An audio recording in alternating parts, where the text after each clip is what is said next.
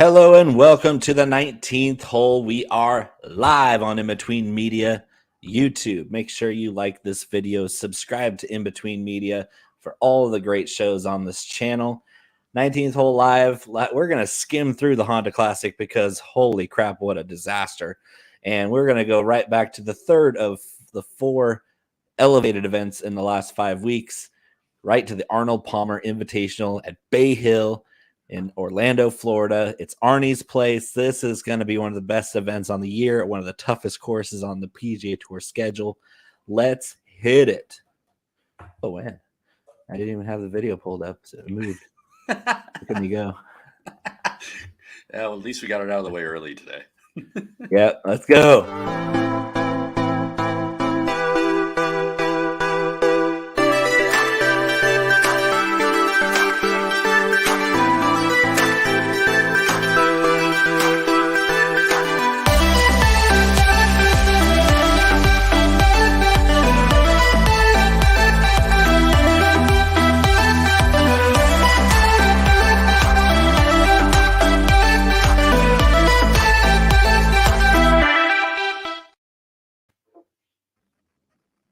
Nobody's a better producer than me, especially when I haven't even poured my drink yet. This is ridiculous. Connor, how you doing, buddy? I'm doing well. The Basil Hayden Dark Rye is going to get me. Oh, that's a tasty number right there. Yeah, this is that bottle I was telling you about. I've had forever, too. I bet you I've had this bottle like 8 years. Oh, man. Basil Hayden knows what they're doing, man. It's basic. Like, I call it basic Hayden, but it's always good. It just always. Goes neat, rocks, cocktail. Don't care. It's all good. Always good. Solid choice. I'm actually traveling over to our ancestry lands. We're Redbreast 12. It's a delicious pour. I prefer it neat. Not as good as your malted Irish whiskeys for cocktails, but this is a cinnamon bomb on the nose. It's like a shortbread cookie with a cinnamon twist, like a snickerdoodle on it. I just loved sipping this thing neat. You go to an Irish pub here in Woodland, California called Father Patty's, and you get some Redbreast 12 going. They'll bring you some bangers and mash. They'll bring you some shepherd's pie made for a single serving with actual braised lamb. Fantastic place. Always has live music. But home sipping, Redbreast 12. Pot still Irish whiskey. I went back and read my column from this time of year last year, just looking at trying to figure out what's going on. But nonetheless, I read our St. Patrick's Day one, and Redbreast 12 was my number 2 suggested whiskey for imbibing on St. Patty's Day last year, just behind Blue Spot and just in front of Kilbeggan Single Grain. Yeah, Redbreast 12, man, it's so delicious. I don't have the other 2 in my cabinet. I'll have to add them. Yeah, if you find a bottle of Blue Spot, you let me know. Blue Spot, got it. I think I've seen it, but I haven't seen it very much. Well, it's the same family as Green Spot, Yellow Spot, Red Spot. Blue Spot's a little different. Like it only comes, it's like a 7-year, which is weird in that lineup because I think it goes 10, 12, 15, but it's the 7 years. So it's kind of like a little more hand selected, doesn't come out as frequently, but man, is it good. Buttery smooth and just one of the best Irish whiskeys I've ever had. Yeah, and this is like what, second or third show we're broadcasting in full high definition 1080p, and you're ever more charming, and I just have more pores and wrinkles than ever before. Yeah, you get the full effect of my 720p camera. I got to work on that. So what do you say we hit the spin it back and we briefly cover that disastrous tournament called the Honda Classic last week? God, what do you say we not and say we did? Well, we got to hit the intro. Yeah.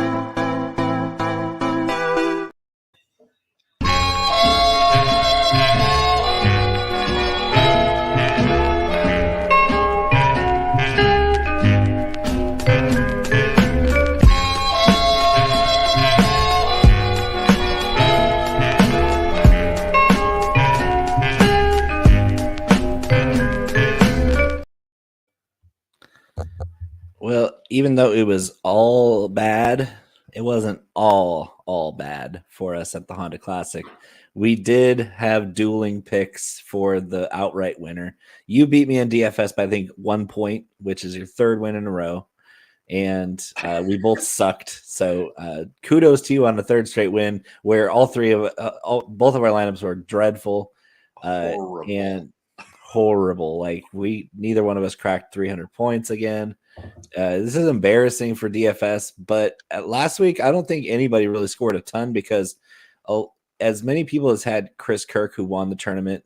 Great story. If you haven't watched his interview afterwards about his battle through sobriety since 2015, he hadn't won a tournament. He pretty much almost lost his entire livelihood to alcoholism, and he transformed his entire lifestyle and ended up breaking through and winning the Honda Classic. Mad props to Chris Kirk. That was a fantastic performance.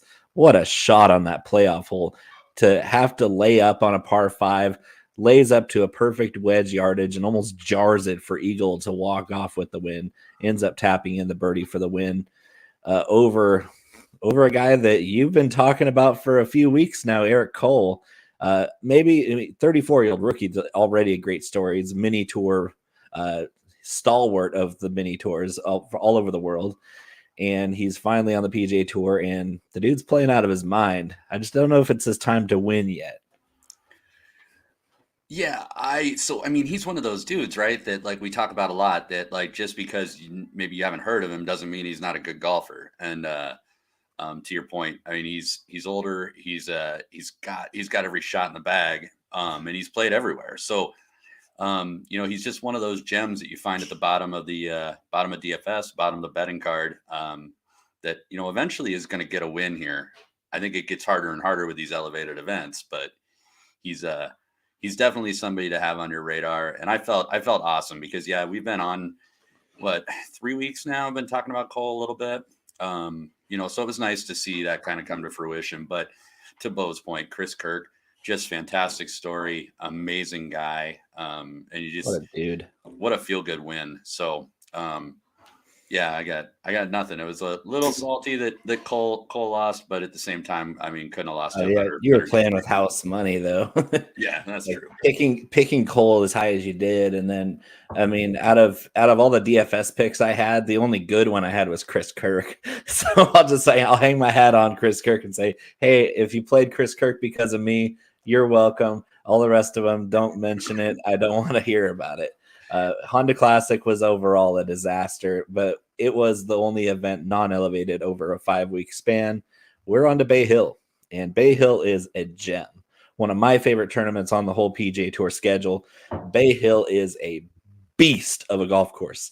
We're talking about scores in the single digits most years, winning scores in the single digits and low to mid single digits in some years where the wind picks up because there's water everywhere.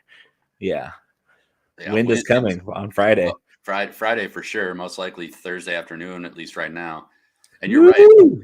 I mean, talking about the course, I mean, we can get into the course a little bit and just quit talking about the Honda. But the last thing I'll say about the Honda is I got to stop, not at the Honda necessarily, but our DFS head to head, which down the road here we're going to have it be a little more open to the public. People can jump in and play with us, but when I go head to head with you, I'm putting in just goofy stuff, and you look at it at the end of the week. It's like, why did I?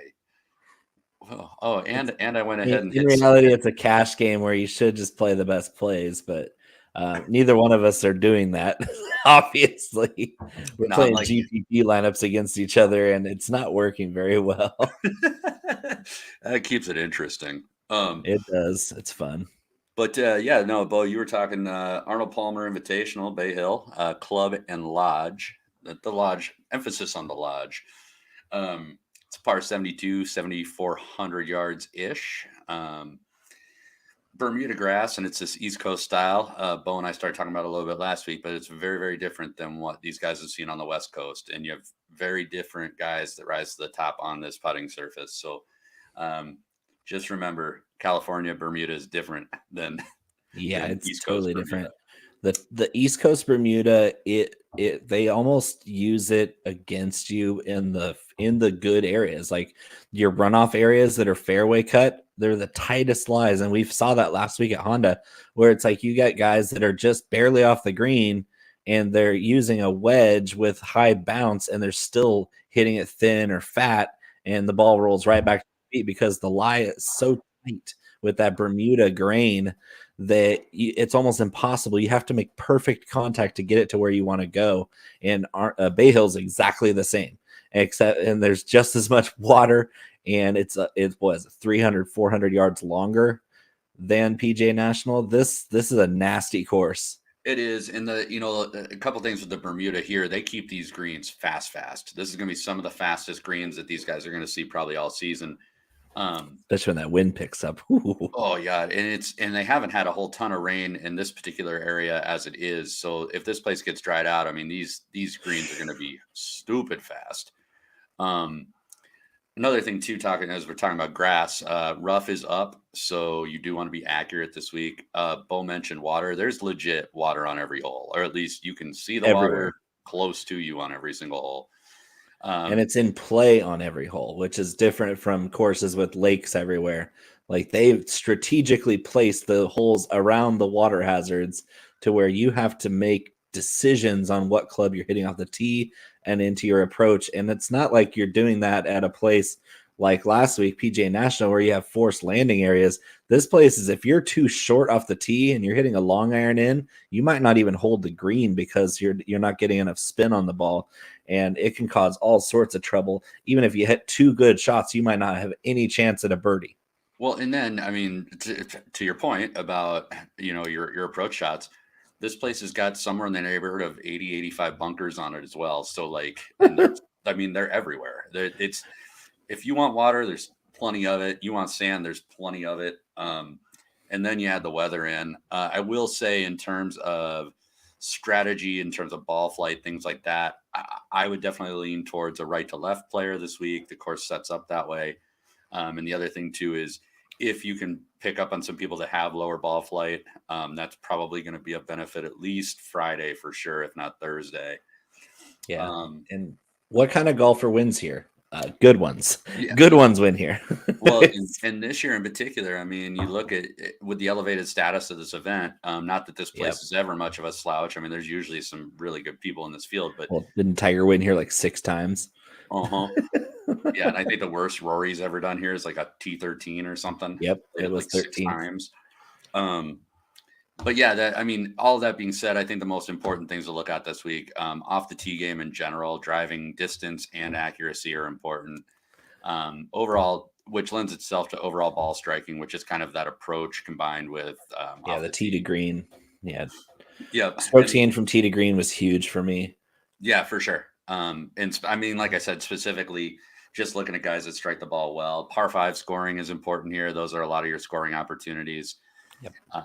Bogey avoidance, as we do every week. And then I did do putting I did it. I narrowed it down to Bermuda and did some corollary courses with like. I had to, because if you just did putting, like strokes gained putting, you got a bunch of guys that have no business popping up on this leaderboard with how short they hit it or the way they haven't been making good scramble efforts, which is, I think, my second heaviest was scrambling, because it's very easy to miss these greens, especially when you're attacking with mid and long irons with Bermuda grass and wind.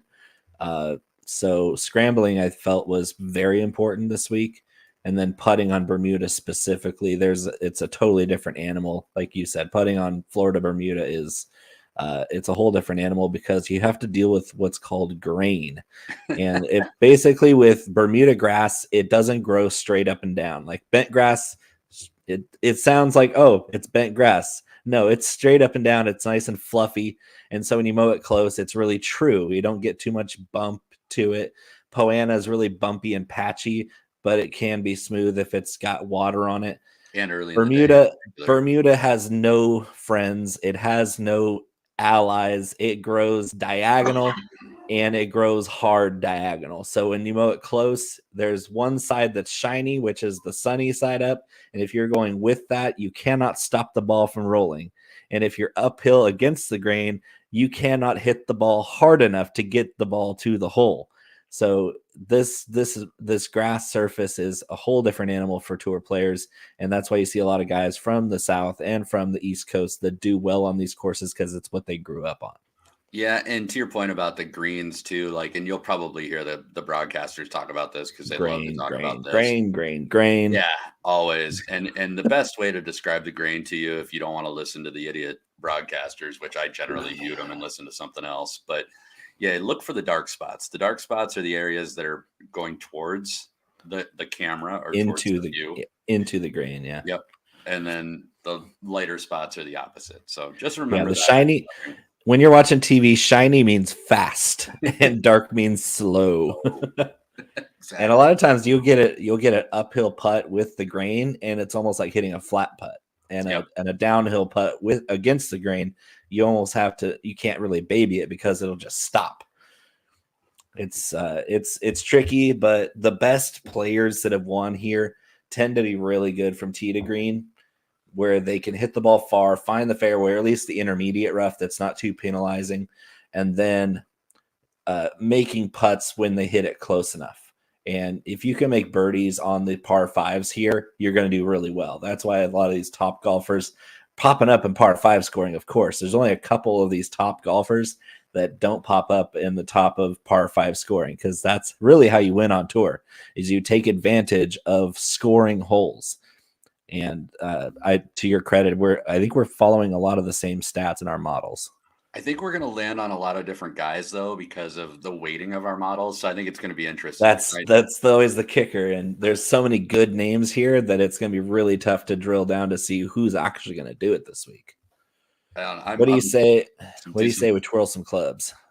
Talk about some bets, are we? Yeah.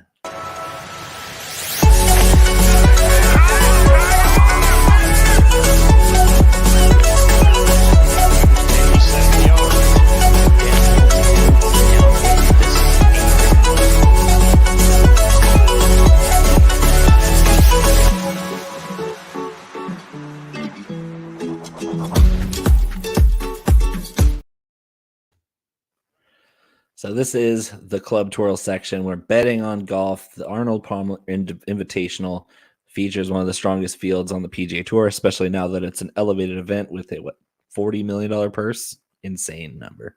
The winner is going to get like $4 million, which is almost twice as much as it was last year.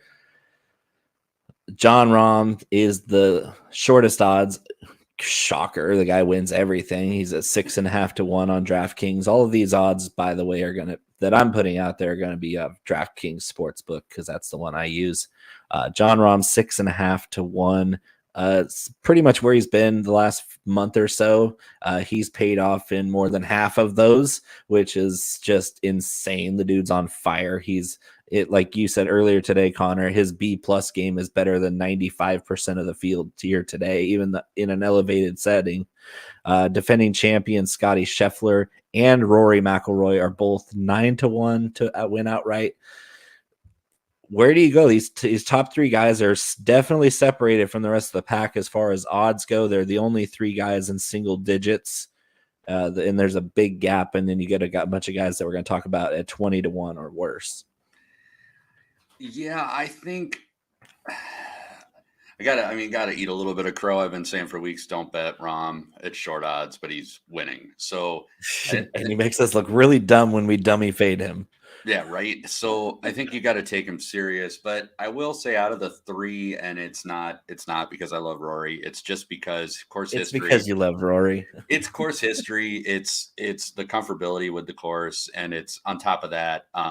Despite not winning, which is always the issue with Rory, everybody thinks he sucks when he's not winning.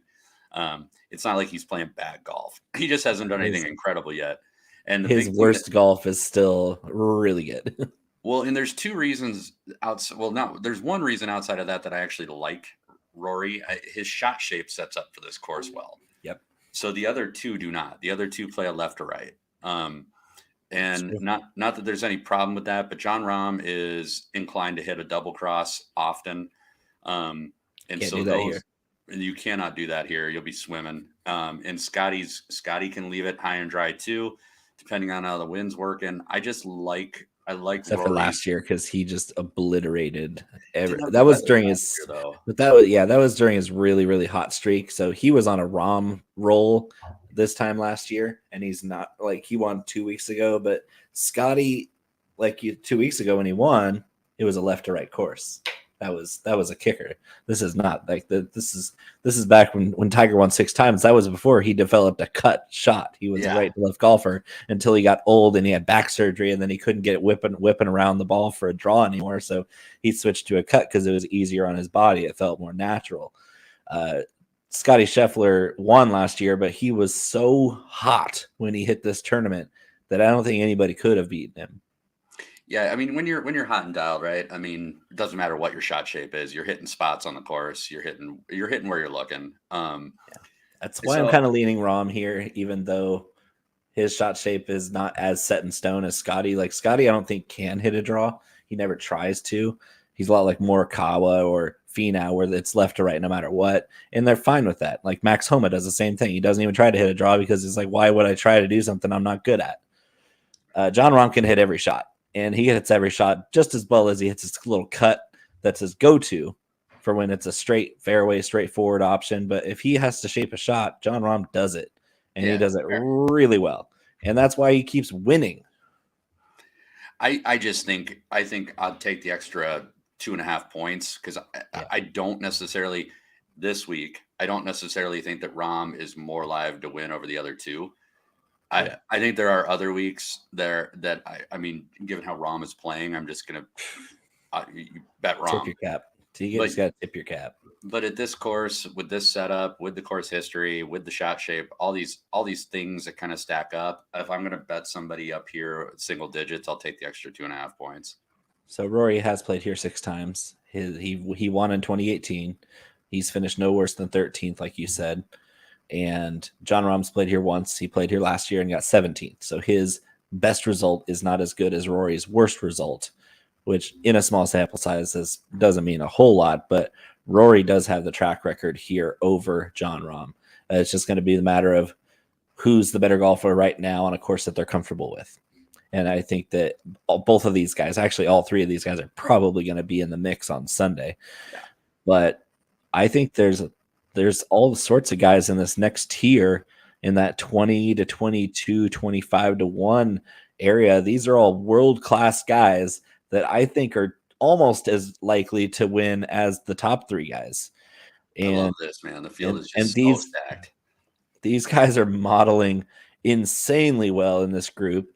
I think the winner comes out of this group, to be honest. This 20 to 22 is 1, 2, 3, 4, 5, 6 guys.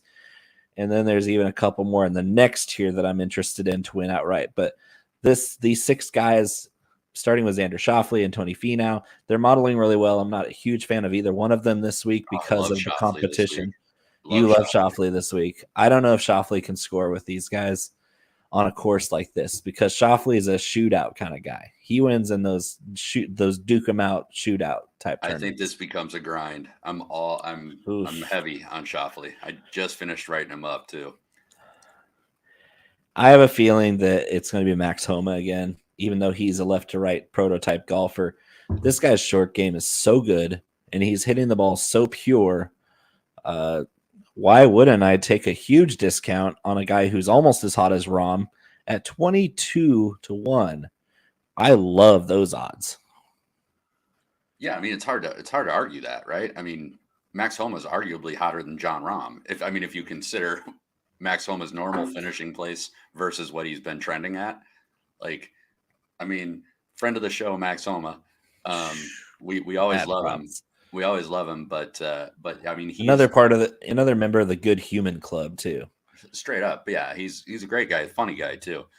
But I mean, you do have to acknowledge that in some level, Homa is playing a little above his stature right now. I mean, he's very very good at golf, but if he didn't finish up as well as he did last year, like he was hot at the end of last year. And then he carried it into this year.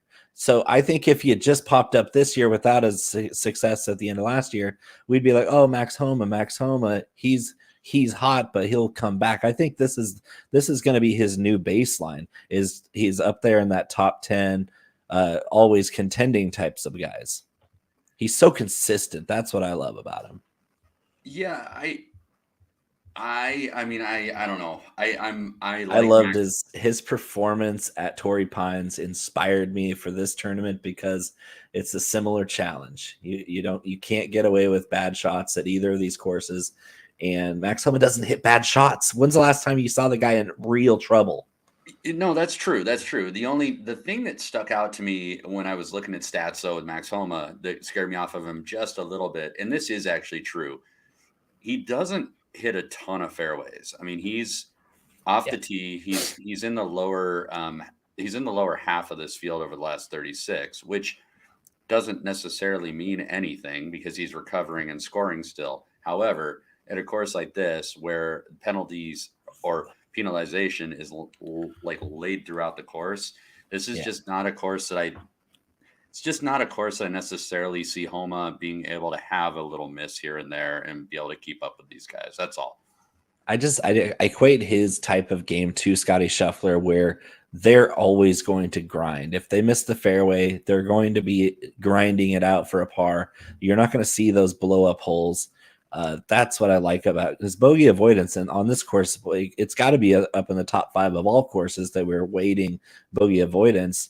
And those are the guys that I trust to overcome a missed fairway or a missed green or both. I mean, heck, you could hit the rough and then you're off to one side of the green or the other, and getting up and down for par is going to be absolutely paramount in this tournament. And those are the types of guys I gravitate to because I've seen them do it so much lately and over the last calendar year. Like, who do I want more to get out of those jams that Bay Hill's going to give you than Scotty Scheffler or Max Homa? Maybe JT. JT's got some good odds for his short game. He's just not striking the ball very well. Yeah, I like JT a lot this week as well. I like the shot shape. I like his approach game. No better scrambler right now. I mean, JT's another guy that I'm huge on this week. And right to left ball flight. Yeah.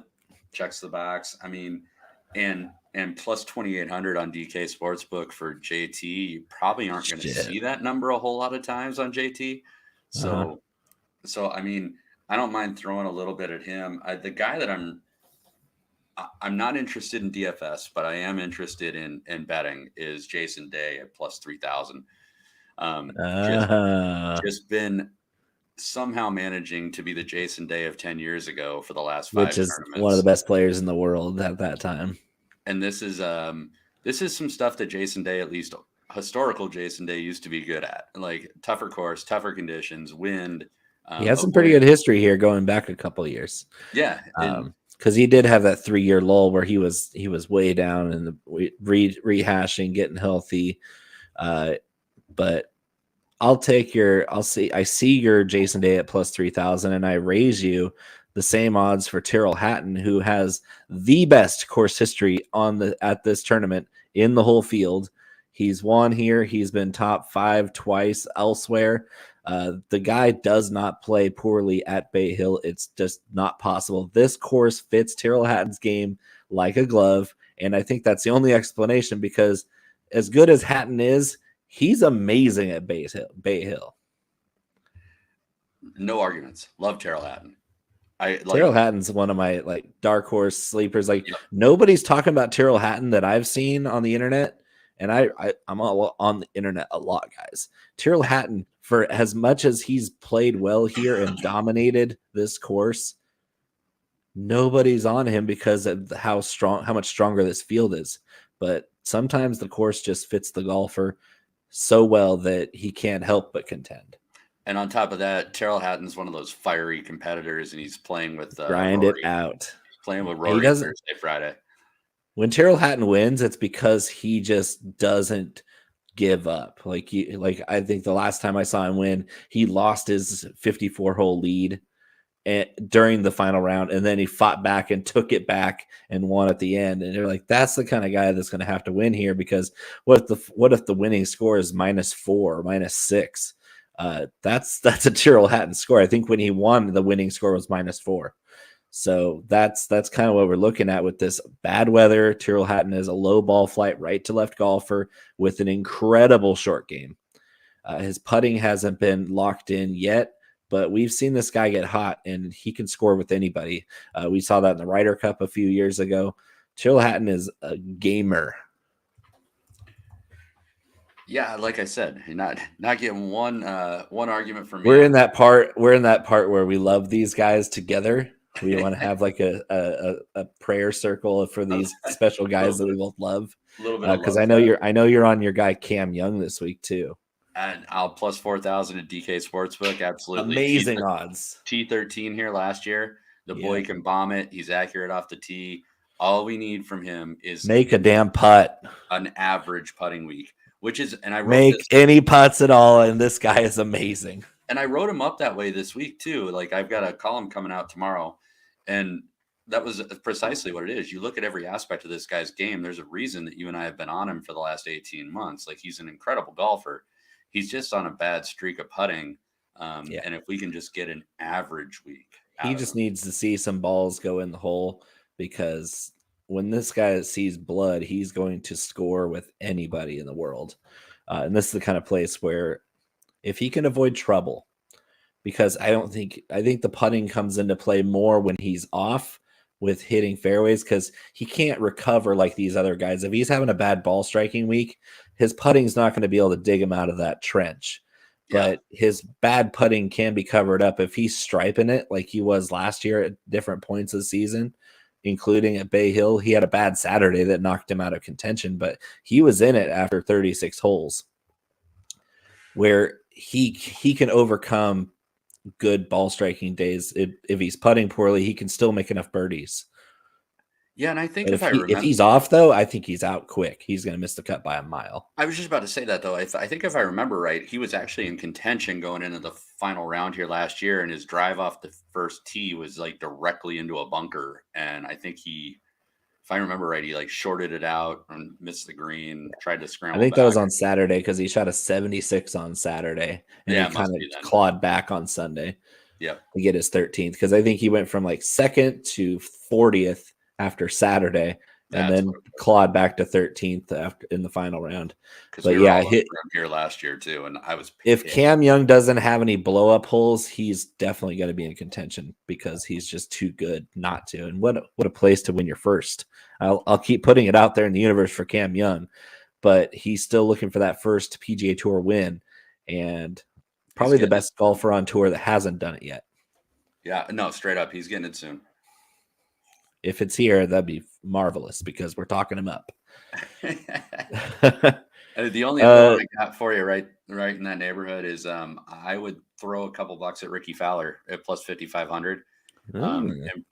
And for a lot of reasons that we've mentioned over the past few weeks, like Ricky just looks like he's kind of rounding back into form, he's getting his swing figured out.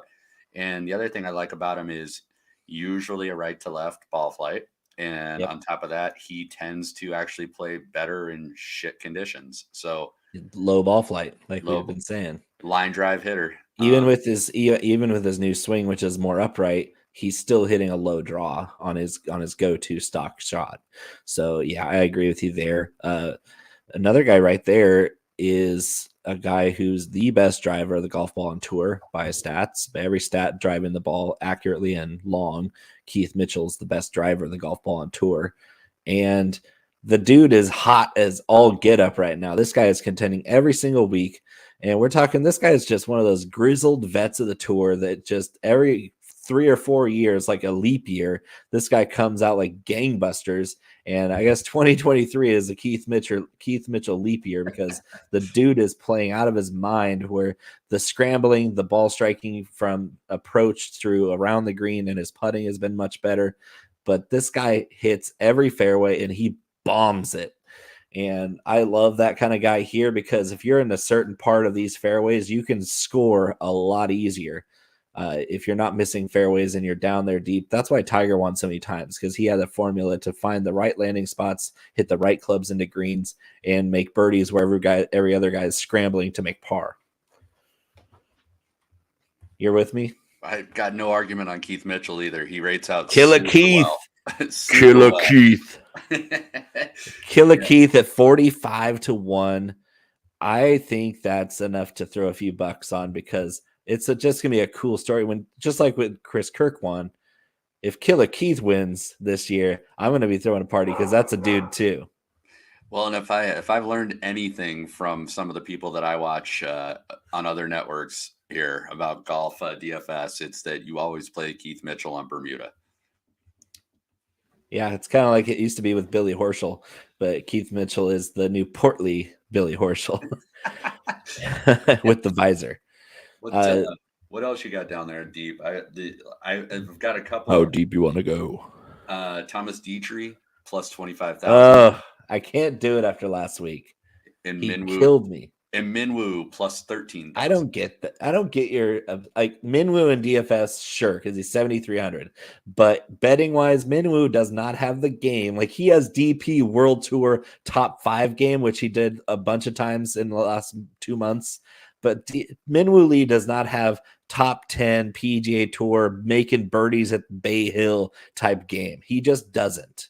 He's a really cool follow on social media, though. I love the guy on Instagram. He is hilarious. Minwoo Lee is a real, like, he's an influencer on social media, and he's a good one because if I like you and I follow you and I want to see everything you make, that's when you're a good follow. Minwoo Lee, shout out. All right. So, joking aside about Minwoo, and I'll keep it brief. Minwoo competes at big events. We already went over that last week.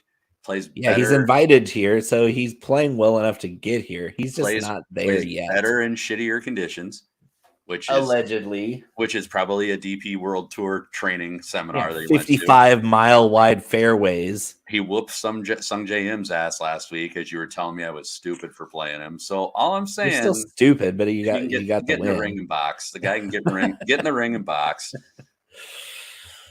And he's won. He's won tournaments on DP World Tour. It's not like the guy is new to winning a tournament. How many came at a place like Bay Hill? 0.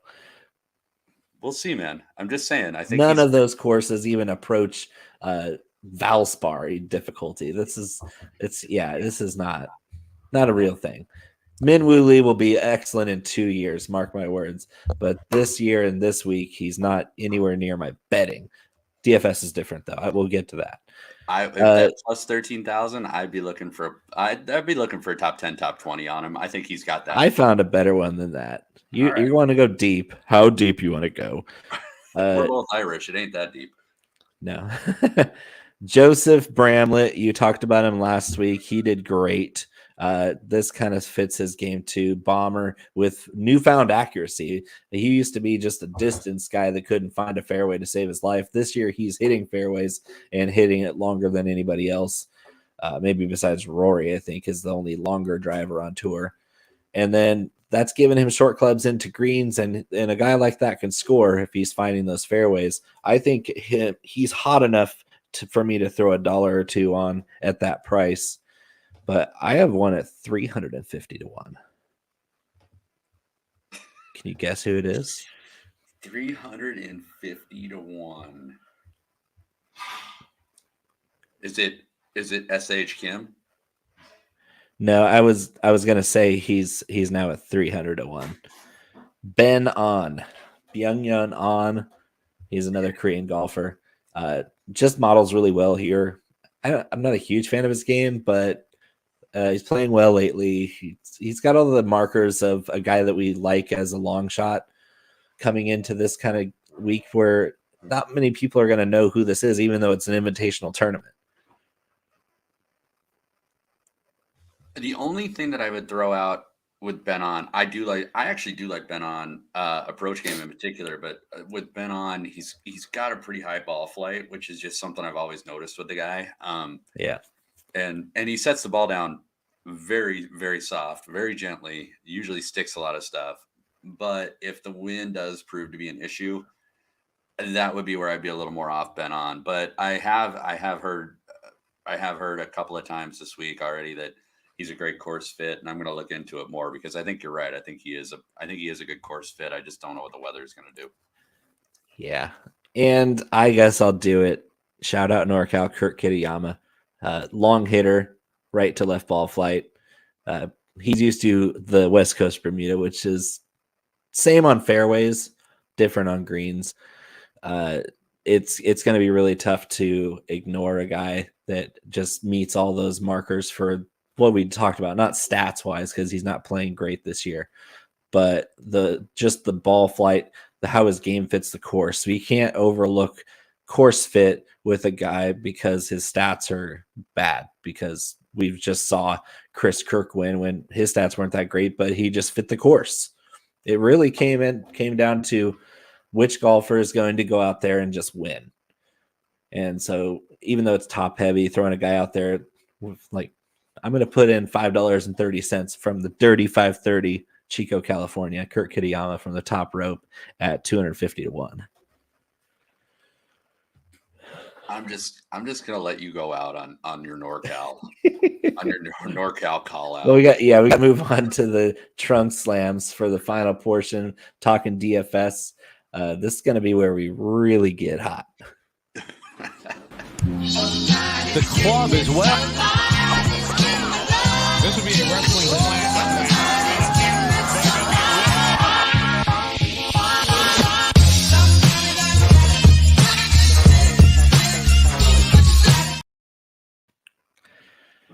All right, DraftKings, kick it off, Connor. How much money is it going to take to roster John Rahm this week? I think so. I thought it was 11,400, but my model 11.6 is populating 11.5. So is it 11? What is it? I'm gonna look it up here right now. I got it pulled up right now too. 11.5. All right, let's go with 11.5 because I've seen all three now. Yeah, 11.5 is what I just pulled up, so that's official. Yeah, 11.5 rates out number 2 in my model. It's John Rahm. So if you might have heard of him, he's winning everything these days. If you are in the very small population that watches this show, you like golf and you've heard of John Rahm before, so I don't think we need to belabor that. But yeah, that's pretty pricey. Yeah, it's still a great place to start your lineup, especially with the values you can get down below. So if you want to start with 11,500 on the best golfer on planet Earth right now, it's still worth it. I will say this: if I can throw one shot at John Rahm, it's that, and this is recent history, John Rahm does not putt well on fast greens. Like John Rahm is almost 80th in this field on fast Bermuda greens. So yeah, it's true. He's dominated on the West Coast these wins are in Southern California. That's a lot different from Florida golf. And that's why I'm not a huge fan of him next week at Sawgrass either, because it's just not his type of place. Like there's a reason why he was on fire last year at this time too. And he only at 17th and the field wasn't even that strong. So I'm with you and a little bit of apprehension there, but it's just going to limit my exposure to 25% of my lineups having John Rahm. Yeah, you got to play him. I mean, I definitely am not saying that. He's so good, guys. You have to play John Rahm. He's averaging nearly 20 more fantasy points a week than anybody else in this field. And this is the best field on tour. That's a lot of fantasy points. 119.1 per contest. That's a lot. You want to be sick to your stomach? Sure, why not? About an ownership number. So of the 4,800 lineups that the database I use have been generated so far, 28.9% of them have this guy in them. Oh, who's the guy? Who's the guy? Rory. Yep, 28.9%. Yeah, because I had Rahm pegged at 23 and I had Scheffler at 21. See, Rahm in my world's coming in at 15.8. Oh, that's sexy. And Scheffler is 19.7. So I was on Scheffler, but Rahm being less than chalky is pretty sweet. 28.9 on Rory. I can't do it. Bet on him, but don't do that in a tournament. Like in a cash game, if you're playing head-to-head and you love Rory this week, like I expect Conor to put him in the lineup, if you're in a tournament, that ain't going to fly. Yeah, I mean, 100%. Like my biases aside, like do not play.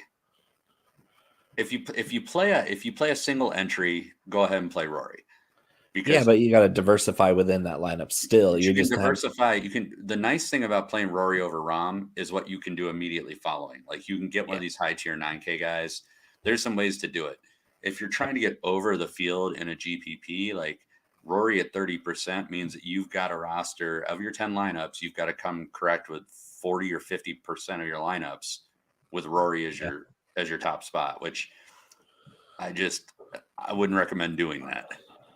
See, what I've fallen in love with is two things. Either a ROM with one 9K player, because I love this huge tier of 9K players. Obviously, they're amazing group of players at 9K range. But I'm either doing ROM and a 9K guy, or I'm doing what we did last week with 3 9K guys to start off a lineup so that you can get some solid value below as your 2 pivot points or your 3 pivot points. 3 guys in the 9s is going to be really strong this week in most tournaments because you're fading a lot of that chalk. Even if you don't consider 15% ROM chalk, it's still pretty high. But if you can get 3 guys in the same group of pricing, you're going to be different by default. Yeah, and honestly, I mean it's funny because based on the numbers I'm looking at, it definitely is going to show that people aren't necessarily doing balance. They are starting with Rahm or they are starting with Rory, and that's already showing that that's what most people are doing is starting with one of those building blocks above 10K. And I'm telling you that this 9K range is just as strong. Stronger. The guy I like to win is in it. Yeah, I see him there. I still can't get over Max Homa. Max Homa at 97. That just screams just when he won. You're like, oh, Max Homa sub 10K. Smash it. We both smashed it. We both bet it. And Max Homa at 9,800 that week just outduked everybody. I think this is the same kind of event where Max Homa just keeps plugging along and finds himself in contention on Sunday, and nobody's more clutch right now than him. Yeah, don't get me wrong. I don't hate Max Homa this week. Nobody thinks you hate him. You just don't love him as much as you should love him. Well, so I don't love him as much as I should. You bring him into your heart. Mostly because I love guys right below him. Yeah, I know you like JT, you like Shoffley. Yeah, I get it. And I like Morikawa again. I think so the guy that's not a grinder and doesn't hit a right to left shot, you're back on him, and the guy can't make a putt. No, so the reason I'm on him is just because he's incredible in the ball striking and approach categories. Oh yeah, he's world class from tee to fairway and fairway to green. And that's over the last 36, which he's played in varying conditions, varying difficulties. Yeah, that's a big sample size.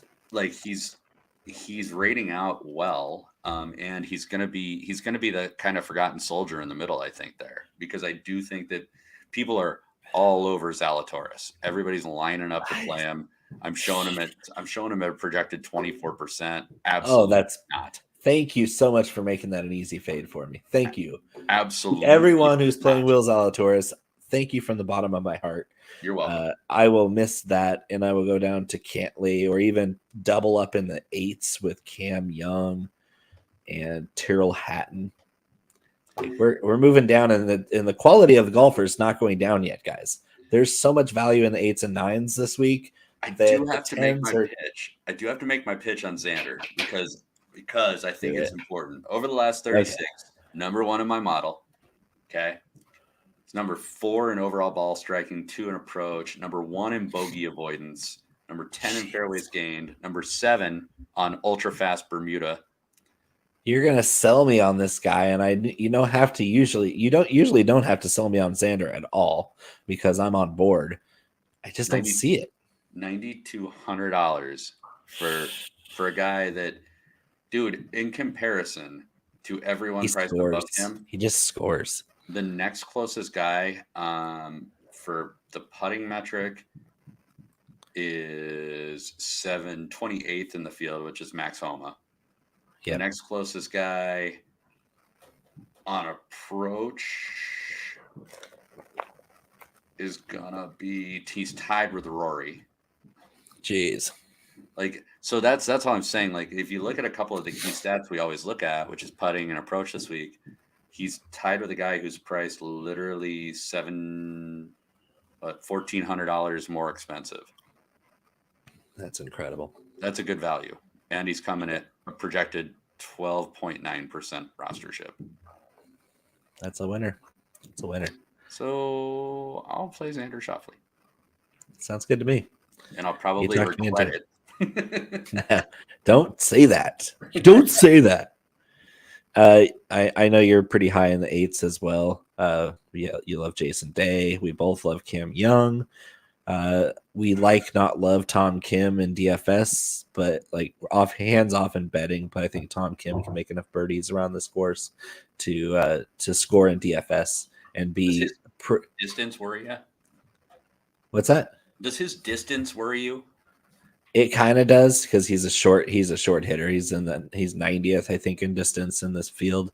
That's pretty bad. But he's so accurate. He is so accurate. He doesn't make a lot of mistakes. Yeah, he's just a really good player, solid all around golfer. I just don't know that he's ready for this grind yet at 20 years old. It kind of worries me that he doesn't have the winning upside here, but DFS scoring, I could definitely see it at the 8,400. That's pretty cheap for him. Yeah, for Tom Kim, that's for sure cheap. Killer Keith, 8,000 flat. Talk me out of it. Chalky? Don't think he's going to be chalky. Killer Keith. What do we got? Killer Keith.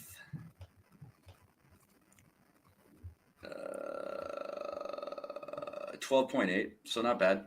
Moderate. That's fine. I'll take it. You know who is popping, and so people must be coming on to him, is your boy Terrell Hatton, 17. Yeah, buddy. Yep. The article must have dropped.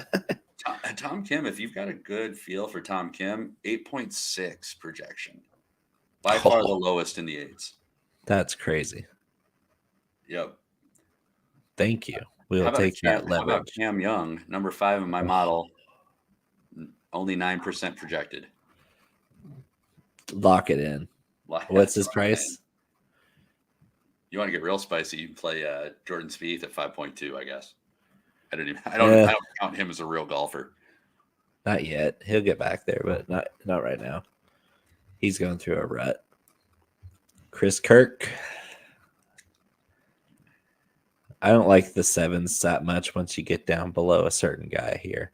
Once you get below Thigala and Lowry, I'm off Ricky a little bit for his price. I just don't think he scores enough fantasy points.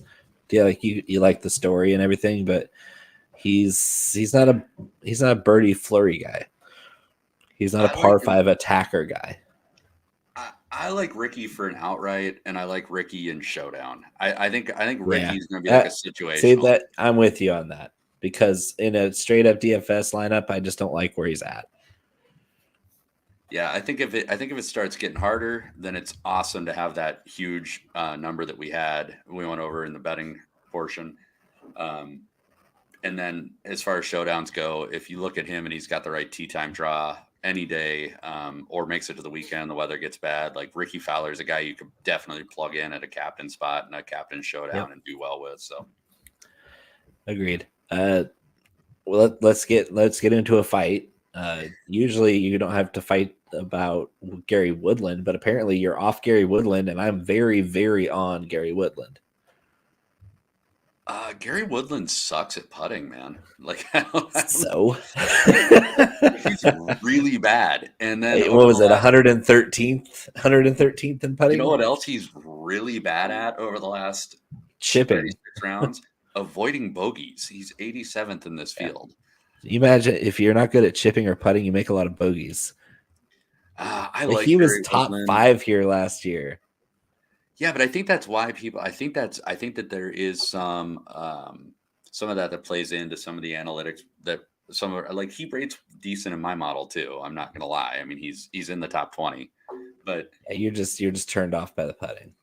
I'm really turned off by the putting, and the other thing that I'm pretty turned off on is he's 62nd in the field for fairway accuracy, and then he annihilates par 5s. That's why he pops. Yeah, I don't know. I don't know. Like I mean, you're not wrong. He usually does. Over the last 36, he's 46 in this field for par 5 The only scoring. thing So that's going to get me off of him in DFS is if he's chalky, and I don't think he's going to be. I think he's going to be more popular than you think. Let me look. Well, if he is, then I can fade him because He's 13.7. ooh, Right. that's Is pretty what high. it's really high for somebody in the sevens. I mean, Yeah, my article published. I'm gonna toot my own horn. I'm moving chalk already. but I mean, you look at the guys around him, and I mean, he is literally triple the rostership of anybody in the sevens. That's wild. Yeah, Fleetwood is coming. Actually, Fleetwood is up there, 15.7. He's played well here too. There's something about Englishmen at Bay Hill. They tend to do really well here. Yeah, I mean, he's just up there. I mean, if I'm being honest, the guy that rates out the best for me in the sevens, Corey Connors, actually. Yucky. Speaking of can't putt. So I looked at this, and normally, hey, normally I would agree with you. And I think You should. If you time machine it back a year, that's a pretty accurate statement. This year, he's actually not bad. I mean, one, I ran my putting for super fast and like Bermuda with corollary courses, right? So Corey Connors rates out number 50 in my model for putting, which is not stellar. However, it's about 120 positions farther ahead than I thought Corey Connors would be. It's wild. I just, there's certain guys you just don't play anymore. Like I know that there's a handful of them already this season that you're throwing away forever until you change your mind next year. I will not play Tony Finau ever again. Corey Connors is on that list for me, dating back to last year, where every single time he popped in my model, I was steadfast playing this guy, and he was steadfast playing like ass every single time. So Corey Connors, I can't do it this week. It's too good of a course. You're too much like Tony Finau, where you dominate in lower field events and scoring fests like the Rocket Mortgage Challenge. That's more of your tournament for a guy like that. But don't do it. That's way too much. I don't have to do a ton of them to get there. 10.3 is not a bad percentage. I mean, dude, if you look at the pricing, like I'm playing Corey Connors over Thagala. I'm playing Corey Connors over Billy Horschel, Ricky Fowler, Keegan Bradley, Justin Rose. That's way higher than I have him. Yeah, but I mean, he's 12th in my model over the last 36. I'm going to trust my numbers on him. He's not a guy that I'm a super big fan of either, but his approach numbers are stupid. I mean, his accuracy is there. So he's got very average putting, which is a market improvement for Corey Connors. So, yeah. Okay. Well, low sevens. I have a feeling you're going to be on Dietrich because you mentioned him earlier. And is there anybody sub 7 you want to add? Ben on 7K flat. Yeah, I don't mind Ben on. Russell Henley pops for me at 7,100. Ball striker. Great ball striker. Pretty good putting on fast greens. I mean, the obvious knock on Russell Henley is he's not a long hitter. But I think if you know that going in, all the accuracy metrics are there. Getting down into the sixes. Kurt Kitayama. I could play some Ben Griffin just based on some recent form. Yep. Joseph Bramlett for sure. Yep. Called it.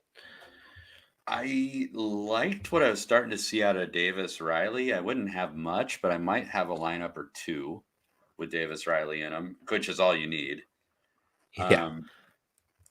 And then if I'm playing like a real person down here, a real human being, like if I'm really trying to roster somebody down in this neighborhood, it's actually probably going to end up being Hayden Buckley again, just based on I'm not ready to quit him yet. He's done well for us. He rates out pretty well. He's not fantastic at putting, but I think that's skewed because he doesn't have as much history as everybody else. So 6,500 Hayden Buckley is probably the lowest I'm going to go, but I got one lower. I like building my rosters up in the 9s and 7s, man. I don't think I'm getting down. I don't have to go. It's very rare you have to go down to the very bottom, but I've actually been really impressed with the play of Pearson Cootie. This guy is good, and he's next. Like, this guy played great last week on Bermuda. I hadn't heard of him before, but I knew there's like he has a twin brother. Is he a twin? Yeah. Okay, because they were both playing in last week's tournament. They both qualified. Yep, and Pearson's the one who made the cut. Played pretty well, I think. Is a pretty deep dive. So 150 max, 50-cent tournament. Throwing a pair Pearson Cootie for me just to feel something. Could be out on that one. Hey, that's the Panama Championship champion to you. Did you see Webb Simpson at 6,300? God, that dude. That dude's dust, man. And I was right about that. I was right about the dust with Webb Simpson being dust. I called that one. I hope he stays that low though going into RBC. I would love right. Yeah. He loves himself some RBC. The Heritage, he's like, where's my plaid jacket? If we get Webb Simpson 6,300 at Heritage, he's going to be like 40% owned. Yeah, because everybody's going to know. That's about all I got for you. I don't have a whole lot of insight. This week is one of those weeks where I would just try and build the best, most balanced possible lineup you can. I don't go fishing down here. And mix it up. Mix it up. There's a lot of good guys that can win this week, so the combination is going to be something in that range. Thank you for joining us. This has been 19th Hole Live, Bay Hill edition. Thanks for joining us. Cheers to you. I already drank all my whiskey. Now I can't find the thing again. See, the show's got to go longer because I don't know how to produce. There it is.